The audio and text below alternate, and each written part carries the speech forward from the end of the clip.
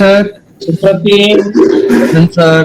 प्रचिता, Present, sir. Sushri, Present, sir. Riyas, Present, sir. तारीश, तारीश, Present, sir. 835 Sir, is there in the है, meeting? Yes, sir. Uttal, Present, sir. Divesh, Present, sir. Geetankar, Present, sir. Anchal, Present, sir. Aman, Present, sir. Dipanjan,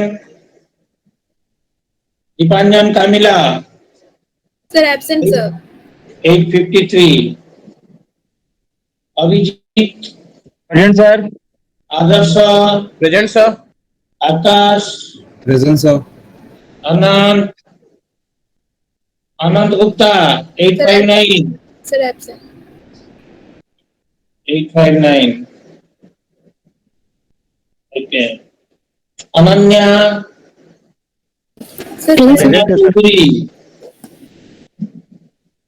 Ananya Chaudhary, Sir, present, sir. Ananya Singh, Present, sir. Ankit, Present, sir. Amita, Present, sir. Arnav, Present, sir. Arnav, Present, sir. Arnav absent है 867 Present बोल रहा है sir. Sir, present, sir. Arya, Present, sir. Aryaman, Present, sir. Aryan, Present, sir. Ashish, Present, sir. Vaishnavi 2, Present, sir. Bhavya, Present, sir. तो Sir, total 5 जन 870 absent है। हाँ? Sir 870 present. कितना? 870 बोल रहा था। 870 सर प्रखर। तेरे को प्रखर मारूंगा। तू अगर बोल सकता था तो सर फिर आपका नाम ही ग्रुप सर में लिखा सर क्यों? मैं कहाँ लिखा हूँ? मैं कुछ नहीं लिखा हूँ। चैट बॉक्स में नहीं लिखा लिखा है। है, मैं प्रेजेंट हूँ बोल के। सर यहाँ लिखा हूँ चार्ट में लिखा हूँ। वही तो मैं बोल रहा हूँ, चार्ट में सर क्यों लिखा है अगर बोल सर सकता है? रिजॉइन किए हैं सर, रिजॉइन किए हैं अभी इसलिए। Sir, तो 746, sir, written in the chat box, sir. हाँ, मैं उसको काट दिया हूँ ऑलरेडी। तो 4 जन एब्सेंट है, 801, 835, 853, 859, 859, 853, 835, 801। ठीक है? These 4 students, hello, sir.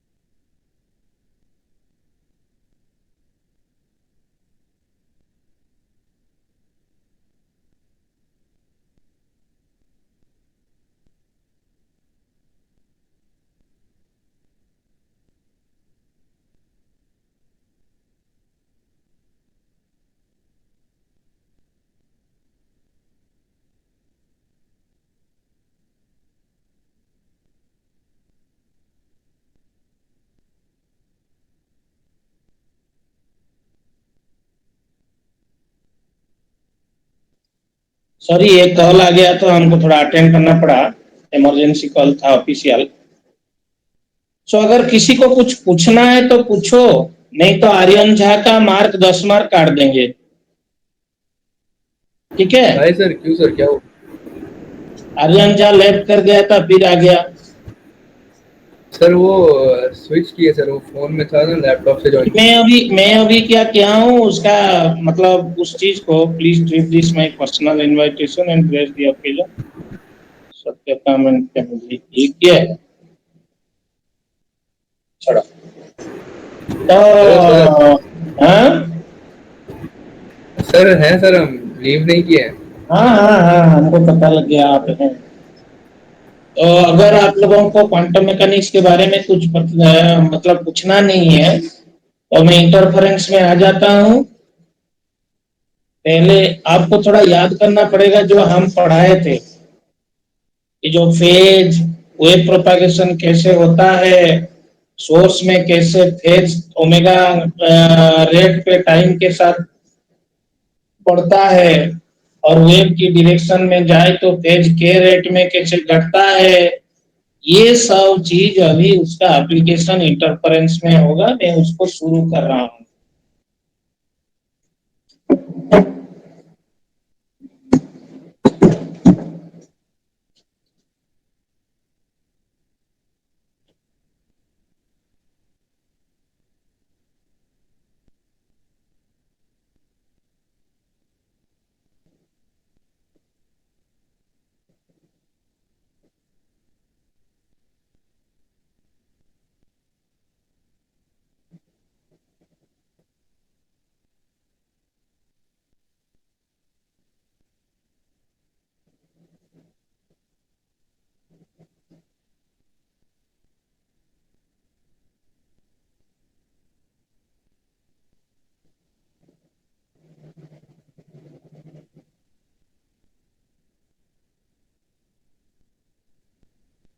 उसका एक नोट में गूगल क्लासरूम में अपलोड किया हूँ, जो डिपार्टमेंट लेवल पे बना था। मैं जो बनाता हूँ बच्चे लोगों को हेल्प करने के लिए, वो भी मैं उसके बाद अपलोड कर दूंगा। First of all we will try to understand what is mean by coherent sources.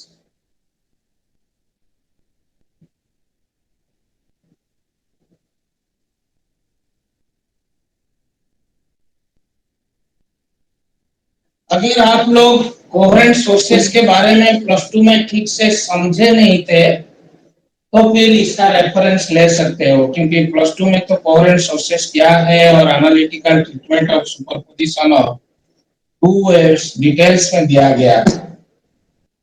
This is a source whose angular frequency is omega 1 and wave number is k1। ये सोर्स S1 का angular frequency and wave number है। इस source से light जिस direction में जा रहा है, सोचो वो जेड डायरेक्शन है। नाउ मैं क्या किया, सोचो दो सोर्सेस है एक सोर्स में, और इसका एंगुलर फ्रीक्वेंसी ओमेगा 2 और एंगुलर वेव नंबर k2 है। पहले हम सोर्स S1 के ऊपर फोकस करते हैं। जिस सोर्स का ऑसिलेशन का एंगुलर फ्रीक्वेंसी जितना है, उस जगह पे ऑसिलेशन का फेज टाइम के साथ उसी रेट में इंक्रीज करता है। मैं एक काम करता हूं, मैं अपने साथ एक स्टॉपवॉच लेके गया हूं।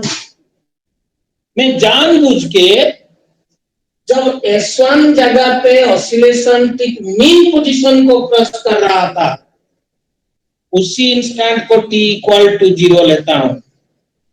मतलब t इक्वल टू 0 वो इंस्टेंट है when the oscillation at S1 is just crossing the mean position। Let us choose initial time, मतलब t equal to 0 to be that instant when oscillation at S1 just crosses the mean position.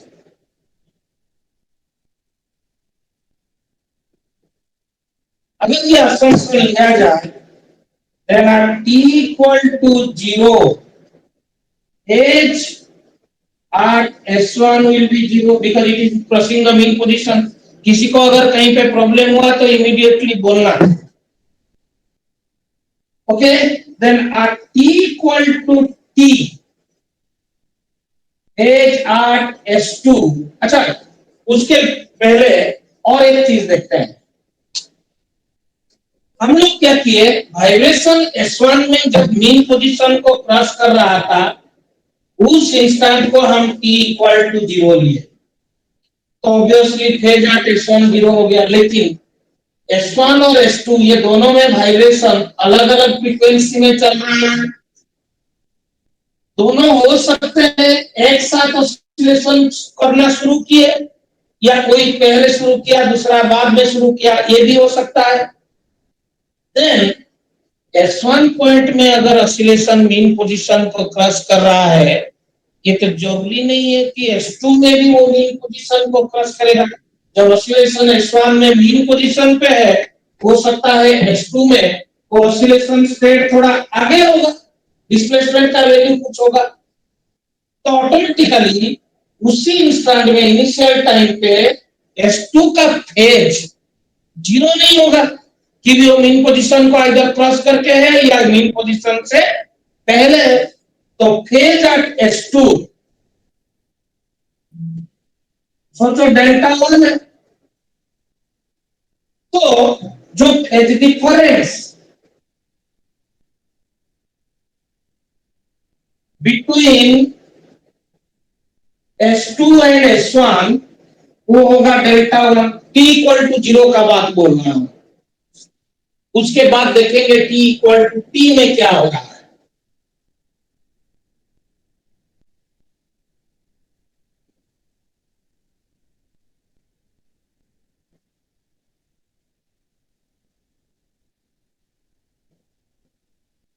कुछ देर के बाद मतलब t equal to t, आप जानते हो किसी भी पॉइंट का ऑसिलेशन फेज एंगुलर फ्रीक्वेंसी जितना है उसी रेट में बढ़ता है. तो t equal to t phase at S1 कितना होगा, ओमेगा 1t, क्योंकि इनिशियली वो 0 था. और फेज एट S2 कितना होगा, t इक्वल टू 0 पे फेज डेल्टा 1 था, तो ये हो जाएगा omega 2t plus delta. Could you understand all these lines that I wrote here or still you have some doubt? क्योंकि आप जानते हो किसी भी पॉइंट का फेज टाइम के साथ एंगुलर फ्रीक्वेंसी जितना उसी रेट में बढ़ता है. किसी को अगर कुछ सवाल पूछना है तो पूछ सकता है. Yeah, you understand? Tell me. Okay. Then phase difference between S2 and S1. t equal to 0 पे फेज डिफरेंस कितना था, delta 1. t equal to t पे फेज डिफरेंस क्या होगा, S का S2 में फेज कितना है, omega 2t plus delta 1 minus उसी इंस्टेंट में इसका फेज ओमेगा 1t है. तो ये क्या हो जाएगा, omega 2 minus omega 1 into t plus. So phase difference between S2 and S1 is a function of time because it is depending on t.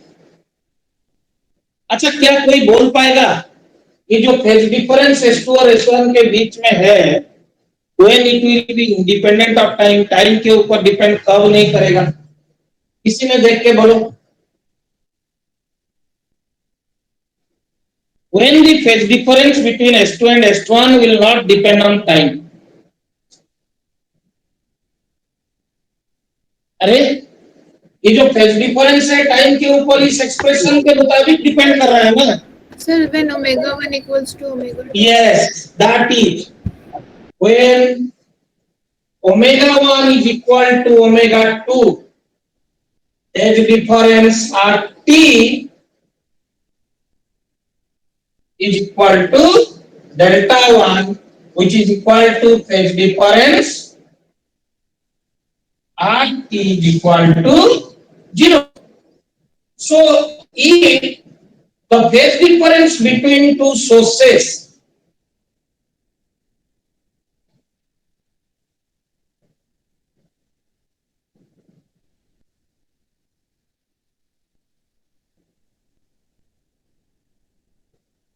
is independent of time,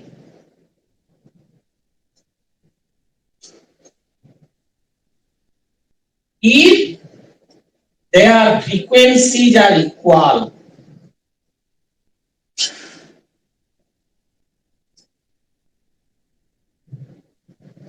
अगर phase difference दो source के बीच में time के ऊपर depend नहीं कराना, तब हम वो दो सोर्स को कोहेरेंट सोर्सेस बोलते हैं.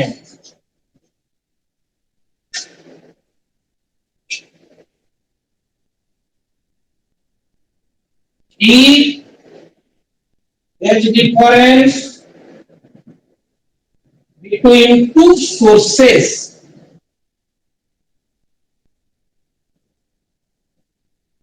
is independent of time,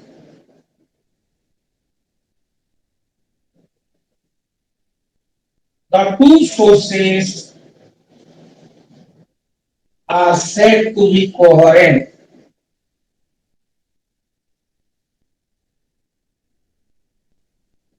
To each other.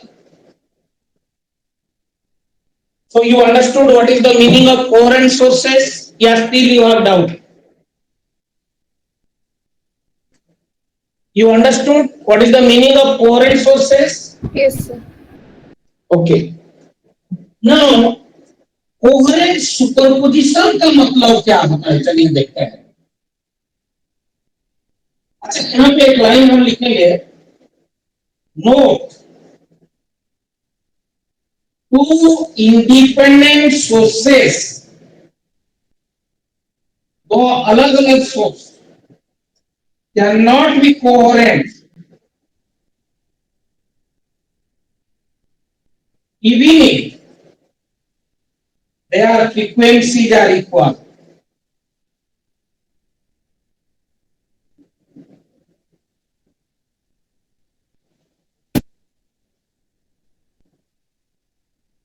दो सोर्स फ्रीक्वेंसी कोहेरेंट होने के लिए फ्रीक्वेंसी सेम होना जरूरी है, लेकिन फ्रीक्वेंसी सेम हो गया तो कोहेरेंट हो गया ये नहीं बोला जा सकता. क्यों? देखो समझा रहा हूं.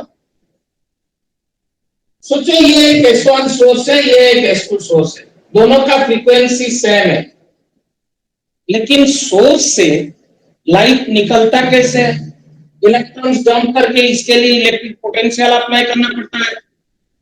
जो लाइट यहां से निकलती है ना, even if their frequencies are equal, sometimes because of some reason suddenly the phase of one source changes. In that case, whatever change occurs in S1 is not seen in S2. So even if their frequencies are equal, सोचो T1 time पे दोनों के बीच में phase difference delta 1 था और T1 dash पे किसी वजह से इसका फ्रीक्वेंसी इसका फेज में सडनली कोई चेंज हो गया तो फेज डिफरेंस अलग हो जाएगा, even if there frequencies are same. क्योंकि ये सोचो किसी वजह से सडनली बुझ गया और फिर इमीडिएटली जल गया, तो बुझने और जलने की वजह से उसका फेज में थोड़ा चेंज हो जाएगा, अंतर हो जाएगा, तो दोनों के बीच में जो फेज डिफरेंस है वो चेंज हो जाएगा. सो इसीलिए दो सोर्सेस को कोहेरेंट होने के लिए उनका फ्रीक्वेंसी सेम होना जरूरी है, लेकिन फ्रीक्वेंसी सेम हो गया तो आप नहीं बोल सकते कि ये दोनों जरूर कोहेरेंट होंगे. That's the interesting thing. This is because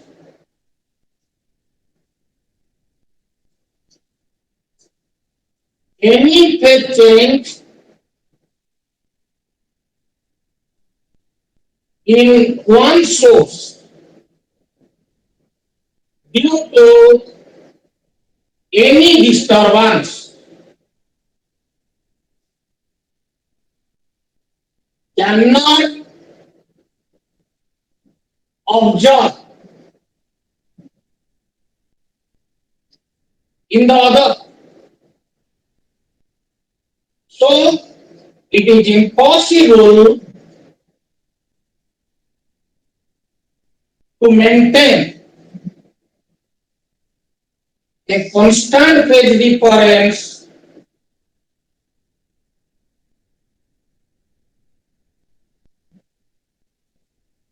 between two independent sources. इसीलिए दो इंडिपेंडेंट सोर्स फ्रीक्वेंसी सेम होने से भी कभी भी कोहेरेंट नहीं होते हैं. After you understand what are coherent sources, then I want to explain you what is the meaning of coherent superposition.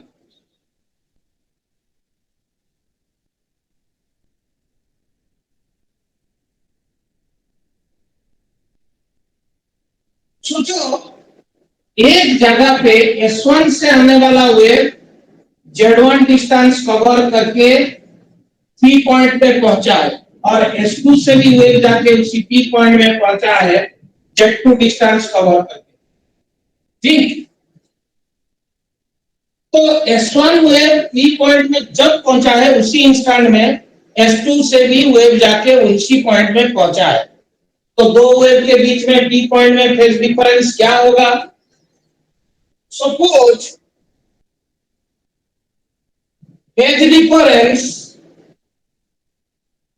between two coherent sources S1 and S2 is delta 1.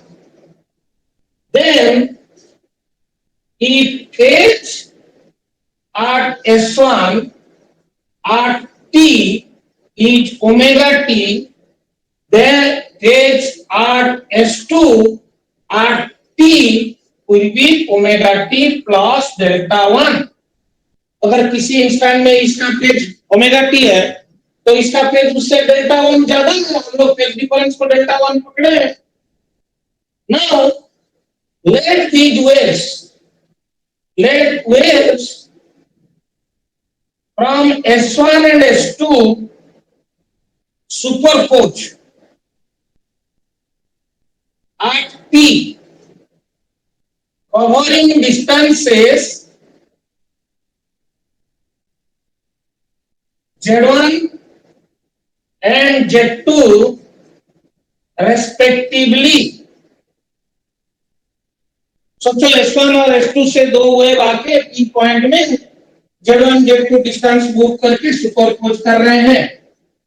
यहीं पे आता है K का काम. दोनों का फ्रीक्वेंसी सेम होने की वजह से हम लोग अज्यूम कर सकते हैं दोनों का वेव नंबर भी सेम है. तो if at T H at S1 is omega T, तो at T उसी इंस्टेंट में H at T कितना होगा? यहां से यहां जाने में Z1 डिस्टेंस. आप जानते हो किसी भी पॉइंट में सोर्स में अगर फेज ओमेगा टी है तो Z1 डिस्टेंस के बाद फेज उससे kz कम होगा क्योंकि फेज वेव की डायरेक्शन में k रेट में घटता है. So it will be equal to omega t minus kz. kz1 आपको आप समझ पाए क्योंकि आपको याद होगा हम पढ़ाए थे वेव जो प्रोसीड करता है वेव जिस डायरेक्शन में जाता है उसी डायरेक्शन में आप चलोगे सेम इंस्टेंट में आप देखोगे कि फेज घटते जाता है के रेट में. If you remember then you can see you can understand it. Would you understand? कि कोई भी इंसान में अगर S1 का फेज ओमेगा टी होगा तो P पॉइंट में S1 से आने वाला वेव Z1 डिस्टेंस का करके आया, उसका वेव नंबर K है, तो P पॉइंट का phase omega t minus K Z1 होगा। क्या ये बात आप लोगों को समझ में आया? Yes sir. Yes, sir. Okay. Then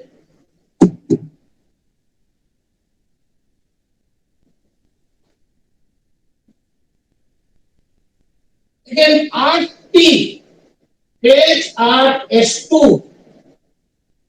के पास कितना है? Omega t plus delta one, क्योंकि दोनों के बीच में फेज डिफरेंस डेल्टा वन है, तो टी इंस्टेंट में इसका फेज अगर ओमेगा टी है तो इसका phase omega t plus delta one होगा, तो फेज आर टी कितना होगा?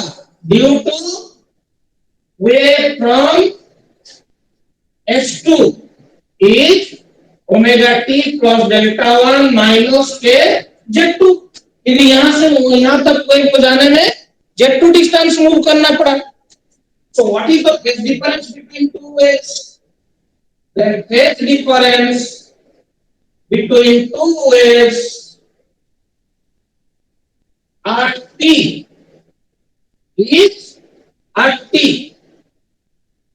is omega t plus minus k Z2 plus delta 1 minus k omega t plus k Z1. So this is the phase difference between the two waves at the point P. इसको निकालते हैं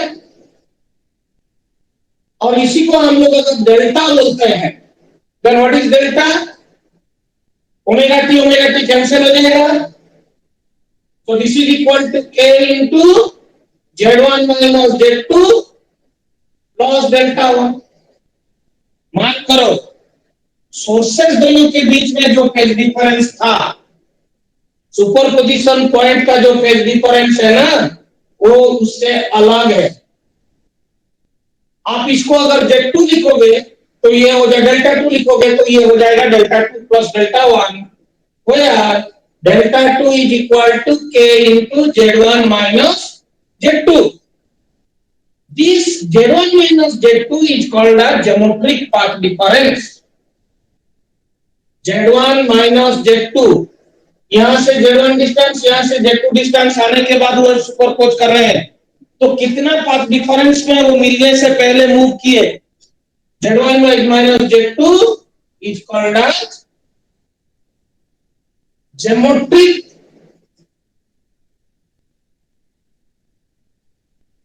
path difference between two waves at P। Mark करो, so total phase difference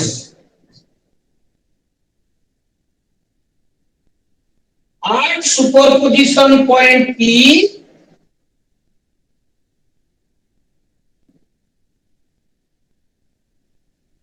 जो superposition point में दो wave के बीच में जो टोटल फेज डिफरेंस है is equal to delta 1 plus delta 2। तो वो डेल्टा 1 क्या है? Delta 1 phase difference between sources and delta 2 as difference introduced due to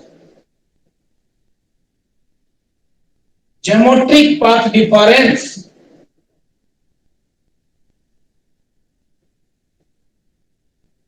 Between two waves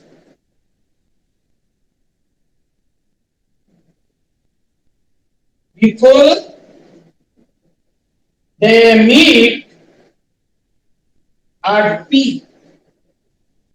देखो सुपरपोजिशन पॉइंट में फेज डिफरेंस प्रैक्टिकली दो चीज के ऊपर डिपेंड कर रहा है, दो सोर्सेस के बीच में क्या फेज डिफरेंस है, और सुपरपोजिशन पॉइंट में मिलने से पहले वो जो पाथ देखे गए वो पाथ दोनों के बीच में क्या पाथ डिफरेंस है। ये दोनों फैक्टर के ऊपर फेज डिफरेंस सुपरपोजिशन पॉइंट में मिल रहा है। अगर पी पॉइंट को इधर नहीं लेके इधर लिया जाए, सोचो, तो Z1 डिस्टेंस और Z2 डिस्टेंस अलग होगा, तो इस पॉइंट में age difference between two waves will be different. सो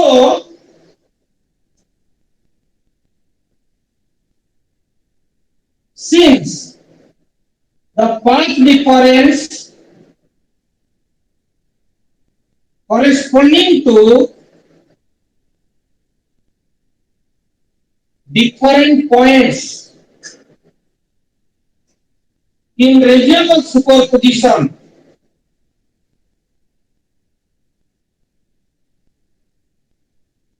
जो सुपरपोजिशन हो रहा है जिस रीजन के अंदर अलग अलग पॉइंट के लिए अलग अलग पाथ डिफरेंस है, is different, hence the phase difference delta between two waves is different at different points. अलग अलग पॉइंट में फेज डिफरेंस अलग अलग है. Would you understand क्यों सुपरपोजिशन रीजन में अलग अलग पॉइंट पे फेज डिफरेंस अलग अलग दो वेव के बीच में है? ये बात आपको समझ में आया या स्टिल डाउट रहा?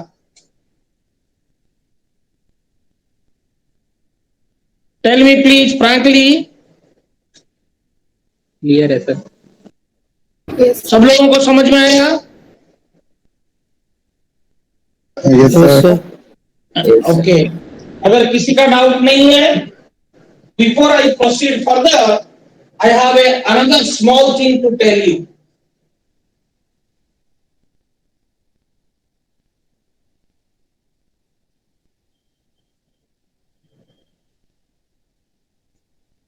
देखो, हम ऑप्टिकल पाथ डिफरेंस क्या है उसको बोल रहे हैं. आज वी सी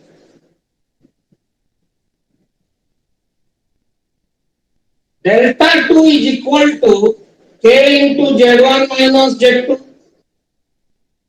और k क्या है? Angular wave number. वो वेवलेंथ के साथ रिलेटेड होता है.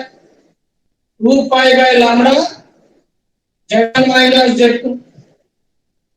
अच्छा, wavelength of A wave is different in different medium. अगर अलग अलग मीडियम में सेम वेव को छोड़ोगे तो उसका वेवलेंथ बदल जाता है. If the two sources are immersed in a medium, अगर दोनों सोर्स एक मीडियम के अंदर डूबे हुए हैं, and superposition is also superposition of two waves is also occurring in that medium. Then refractive index जो होता है, how you write it? Mu is equal to wavelength in vacuum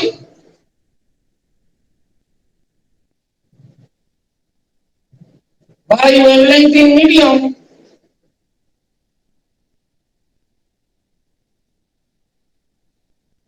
अगर वेवलेंथ इन वैक्यूम को lambda और इसको lambda dash बोलोगे तो mu is equal to lambda by lambda dash.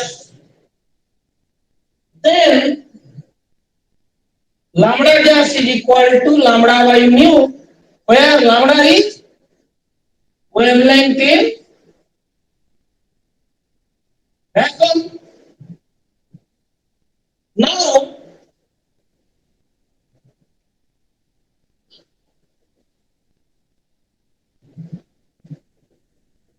जो डेल्टा 2 था, when in medium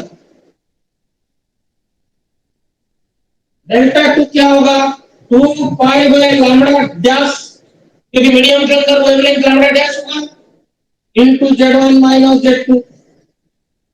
So this is equal to 2 pi by lambda dash is lambda by mu Z1 minus Z2.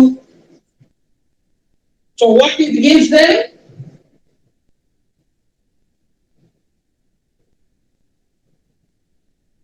This is equal to 2 pi by lambda mu into Z1 minus Z2. Z1 minus Z2 क्या है? Geometric path difference। ये जो mu उसके साथ अगर multiply कर दिए वो जो आता है वो बोला जाता है optical path difference corresponding to geometric path difference Z1 minus Z2। Actually Z1 minus Z2 को ज्योमेट्रिक पाथ डिफरेंस बोला जाता है, रिफ्रैक्टिव इंडेक्स मल्टीप्लाई कर दिया तो जो आता है उसको बोला जाता है optical path difference. So phase difference delta 2 actually originates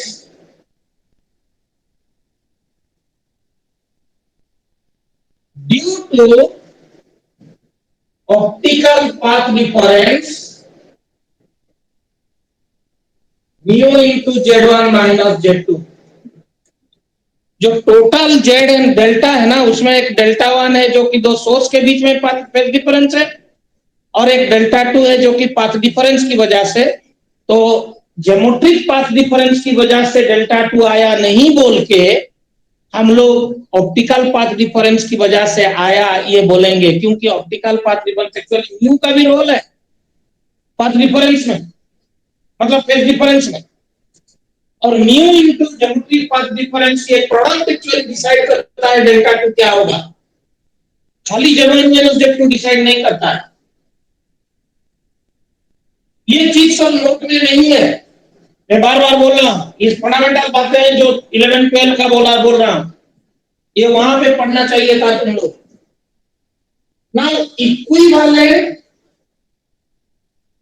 optical path difference corresponding to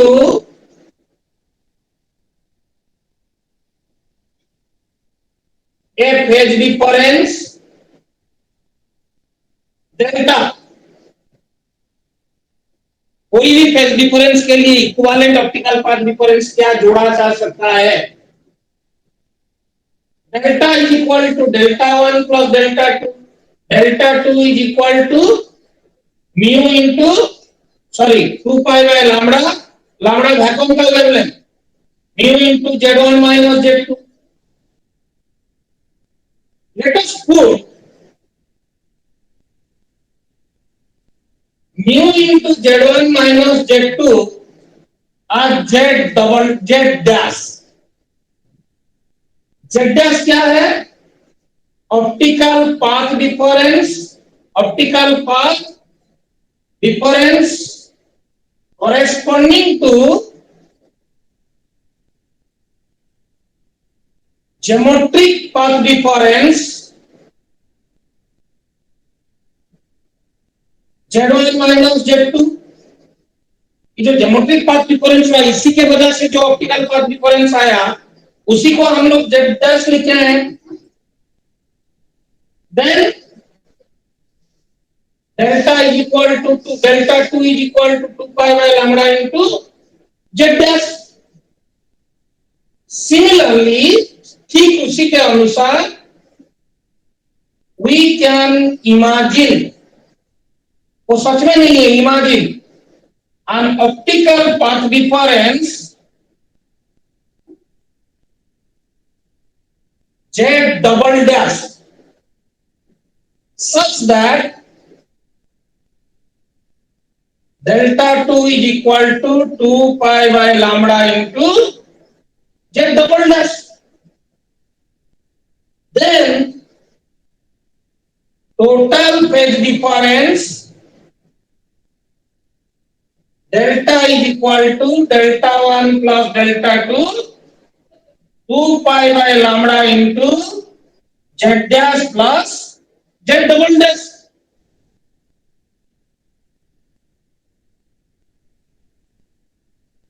Let us put z dash plus z double dash to be z. Then delta is equal to 2 pi by lambda into z, where z is called as equivalent optical path difference, which corresponds to phase difference delta. इसका मतलब यह है कि practically मैं ये बोलना चाहता हूं कि जो टोटल फेज डिफरेंस है सुपरपोजिशन पॉइंट में, उसका दो हिस्सा है. एक डेल्टा 1 जो कि दो सोर्स के बीच में फेज डिफरेंस है, डेल्टा 2 जो कि ऑप्टिकल पाथ डिफरेंस की वजह से एक्चुअली आया है डेल्टा 2. लेकिन हम Z1 के साथ भी इक्विवेलेंटली एक ऑप्टिकल पाथ डिफरेंस जोड़ सकते हैं.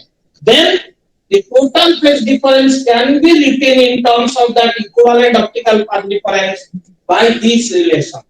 What this says? This says that every phase difference can be associated with an equivalent optical path difference. जैसे एक एग्जांपल में मैं आपको दिखा रहा हूं. What is the optical path difference that corresponds to phase difference 0, pi by 3, pi by 2, or 2 pi. Easily आप calculate कर सकते हैं. Did you write the right hand side? Should I do the solution? Answer is very easy. Given delta is equal to 2 pi by lambda into z, so delta is equal to 0 implies that z is equal to 0. So path difference that corresponds to phase difference 0 is 0. Now if you come to pi by 3, again delta is equal to pi by 3, which is equal to 2 pi by lambda into z. Pi cancels out. So this implies that z should be equal to lambda by 6. Delta is equal to pi by 2 is equal to 2 pi by lambda into z. Pi cancels out. So z is equal to lambda by 4. IB delta is equal to pi 2 pi by lambda into z implies z is equal to lambda by 2. Mark करो अलग अलग phase difference कैसे अलग अलग path difference को correspond कर रहा है. B delta is equal to 2 pi by lambda into z. So this implies that z is equal to lambda. So if there is a phase difference of 2 pi, that corresponds to a path difference of lambda. Is it clear or still you have some doubt to ask? No, sir. Okay. Next, finally in today's class, I want to tell you one thing, that is what you have read in your 12th class also, that is superposition principle. Yes. Anyone wants to tell something? Sir ये question जो है sir ये 2 minute रुक जाइए, लिख रहा है. Huh? क्या बोले बेटा? Sir, could you please wait for 2 minutes? We are just copying. Yes. You should have told me earlier. मैं सोच रहा हूँ तुम मेरे साथ चल रहे हो, तुम बोलोगे, लिख नहीं पाए तो आप इमीडिएटली बोलो वैष्णवी तू क्या कर रही है? सर मैंने लिख लिया सर। नहीं तेरे को सबका देखना है। सर तो मुझे क्या पता सर किसने लिखा किसने नहीं वो नहीं पता तो फिर कैसे तू सबका ये बनेगी? सर तो मुझे नहीं बनना था सर। नहीं ऐसा नहीं हो सकता। सबका कैमरा ऑन करवा के देखो कौन कौन लिखा कि नहीं। हाँ सर एकदम श्योर। 90% नहीं लिख रहा है। कैमरा ऑन करवा दीजिए सबका सर, क्लास में कौन लिख रहा है कि नहीं लिख रहा। सर हम हाँ कैमरा मजबूरन ऑन करा देंगे क्या सभी का? अच्छा रहेगा। सर हम तो लिख रहे हैं सर। हाँ सर करा दीजिए सर। सब लोग कैमरा ऑन करो और आगे जो कैमरा ऑन नहीं करेगा उसका मार्क कटेगा। मैं बोल रहा हूँ, बोल रहा हूँ सब लोग कैमरा ऑन करो। मैं देखना चाहता हूँ कौन टॉयलेट में है, कौन कहाँ है। सर ये जो क्वेश्चन था सर, ये तो इक्विवेलेंट ऑप्टिकल पाथ निकलेगा ना? Yes that is true. अगर एआर होगा तो म्यू इक्वल टू 1, तो फिर वो ज्योमेट्रिक पाथ के साथ सेम हो जाएगा। ठीक है। तुम देखोगे अभी मैं बोलूंगा कैमरा ऑन करने के लिए, काफी सारे बच्चे मीटिंग में नहीं है तो सुन नहीं पाएंगे, इसी वजह से कैमरा ऑन नहीं करोगे। देखोगे मैं तुमको 10 सेकंड का टाइम देता हूं, कैमरा ऑन करो। जो ऑन नहीं कर पाया वो मीट में नहीं है।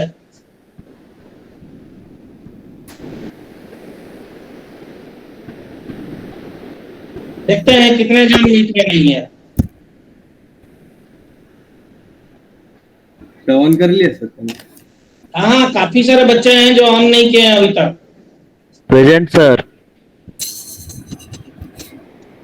काफी सारे बच्चे जो ऑन नहीं किए हैं, बस ऐसे ही व्हाइट बैकग्राउंड दिखा रहे हैं, मैं उनका फेस नहीं देख पा रहा हूँ।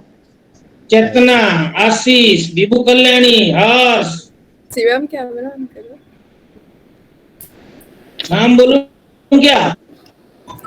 विभू कल्याणी तो सोई हुई थी, अभी उठ के जागी, सुनाई दिया, कान में भर्ती करती वो माइक्रोफोन। क्या विभू कल्याणी सच बात है ना? आराम से सो जा, मम्मी को बुलाना थोड़ा, मैं बोल देता हूँ।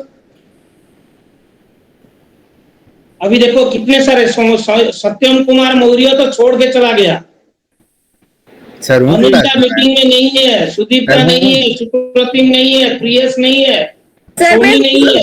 सर मैं हूँ सर, मैं तो ये देखिए मैं ये नहीं सुनूंगा।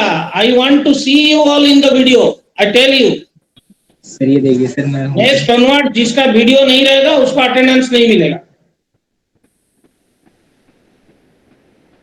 Excuse me, sir. Next class से, ठीक है। सुपर पोजिशन प्रिंसिपल क्या है ये आप पढ़े हो, इसी को हम बोल देते हैं। क्लास में स्टार्ट कर सकते हैं sir. Yes sir. Sir lunch time.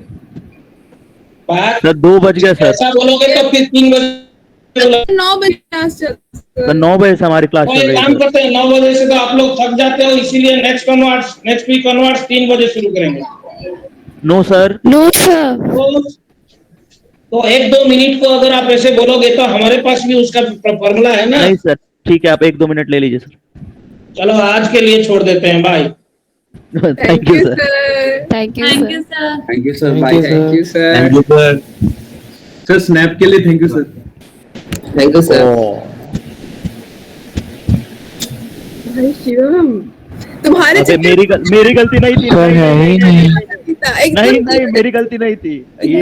मतलब कौन बोला था ऐसा आइडिया? ये शिवम सर कैमरा ऑन करवा के देखिए। अबे चलो थोड़ी क्लास, अबे क्लास में थोड़ी फन होना चाहिए। फन होना चाहिए। भाई कैमरा ऑन करने क्यों बोला? पता नहीं भाई, सबको देखना था कि कौन कौन है, कौन भाई कौन नहीं। दिल मुंह में आ गया था। भाई सो रहा था यार, सो रहा था।